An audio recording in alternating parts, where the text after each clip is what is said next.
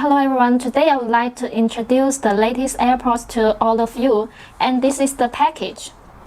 It's the very good and pretty box package. When we open the box, we can see firstly the user menu. This is the user menu. And then we can see the AirPods. Under the AirPods, there is one charging cable, the iPhone charging cable. And at the bottom of it, there is a silicone gel.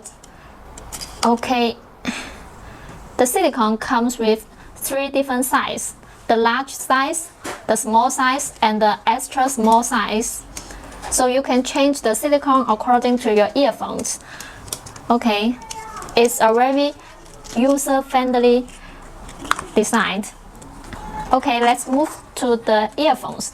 The earphones comes with the similar appearance as the original, and there is a hook at the side of the earphones, so you can hang a strap onto it. And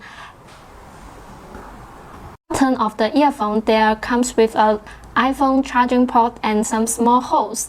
These small holes means the speaker of the earphones. Why there is a design of the ear speakers? When you are going to charge your earphones, there is a sound indicator that indicates the earphone is charging right now.